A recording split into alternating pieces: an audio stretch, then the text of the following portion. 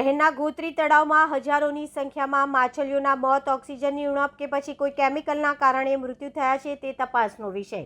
શહેરના ગોત્રી તળાવમાં અચાનક હજારોની સંખ્યામાં માછલીઓના મોત નિપજ્યા છે, જેના કારણે તળાવના ફરતે દુર્ગંધ ફેલાઈ છે. માછલીઓના મોત પાછળ ઓક્સિજનની ઉણપ અથવા તો કોઈ કેમિકલથી આ બનાવ બન્યો છે તે તપાસનો વિષય.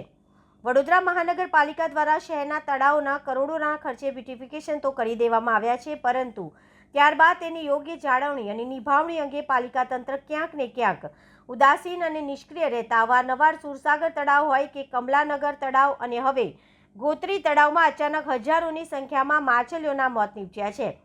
શહેરના ગોત્રી પાણીની ટાંકી નજીક આવેલ ગોત્રી તળાવમાં સવારે હજારોની સંખ્યામાં માછલીઓના મોત નીપજતા તળાવની આસપાસના વિસ્તારોમાં અસંખ્ય દુર્ગંધ ફેલાઈ છે. આસપાસના લોકો પણ આટલી બધી એકસાથે માછલીઓના મોતથી સ્તબ્ધ થઈ ગયા છે. પાલિકા તંત્ર દ્વારા તળાવના ફરતે ઓક્સિજન માટેની વ્યવસ્થામાં ખામીના કારણે આ માછલીઓના મોત નીપજ્યા છે કે પછી કોઈ કેમિકલના કારણે મૃત્યુ પામ્યા છે તે તપાસનો વિષય છે, પરંતુ પાલિકા તંત્ર દ્વારા લાખોના ખર્ચ કરીને તળાવના બ્યુટિફિકેશન બાદ ત્યાં સીસીટીવી કેમેરા, સુરક્ષા વ્યવસ્થા કે પછી ઓક્સિજન પંપોની ચકાસણીમાં નિષ્ક્રિય રહ્યું છે. સાથે જ તળાવમાં અન્ય પાણીની લાઈન તો નથી ખોલવામાં આવી રહીને તે તમામ બાબતોની તપાસ હાથ ધરવી જોઈએ. ત્યારે સ્થાનિક સામાજિક કાર્યકર દ્વારા માછલીઓના મોત પાછળ ઓક્સિજનની ઉણપ અથવા તો કેમિકલ બાબતે આશંકા વ્યક્ત કરી તપાસની માંગ કરવામાં આવી છે. આ એક ગોત્રી વિસ્તાર છે જ્યાં પાણીની ટાંકી આવેલી છે. એની સામે તળાવ, એક મોટું ગોત્રી તળાવ આવેલું છે. ત્યાં આગળ અત્યારે લાખોમાં માછલીઓ મરી ગયેલી છે. એટલી બધી હદે મરી ગઈ છે કે અંદર જે બતક તરે છે એ પણ ખાઈ નથી શકતા, એ પણ દૂર દૂર ભાગી રહ્યા છે. એનું કારણ એક હોઈ શકે કાં કેમિકલ છોડેલું હોવું જોઈએ, કાં એમાં ઓક્સિજન ઓછું થયું છે.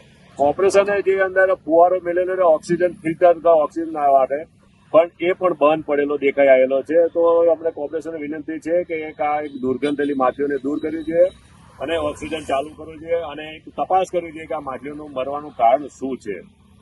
વહીવટી વિભાગ, વહીવટી તંત્ર લાખોનો ખર્ચો કરતો હોય છે તળાવની પાછળ, પણ આ પ્રકારના જ્યારે સમસ્યા સામે આવતી હોય છે ત્યારે અનેક સવાલો ઉઠતા છે. તેને લઈને શું કહેશો? અમારા વહીવટી જે શાખા કોર્પોરેશનના અધિકારીઓ છે વારંવાર આવે છે, પણ કોઈ ઉપર જોઈને જતા રહે છે. કોઈ એવું નથી આવી કે ભાઈ પાણીનું સેમ્પલ લે, આમાં ઓક્સિજન કેટલું છે કે એમાં દવા કે માછલીઓને બચાવવા માટે કોઈ દાણા નાખવા, કંઈ બીજું પણ કરવું, એની માટેનું કોઈ વસ્તુ કરતા હોય. ખાલી આવી જોઈને આજુબાજુનો કચરો સાફ કરીને જતા રહેતા હોય છે. શું નામ છે આપનું? મારું નામ ભૈલાલ ભરવાડ છે. હું અહીંયાનો એક સામાજિક કાર્યકર્તા છું અને મારી પોતાની દુકાન એક પણ છે.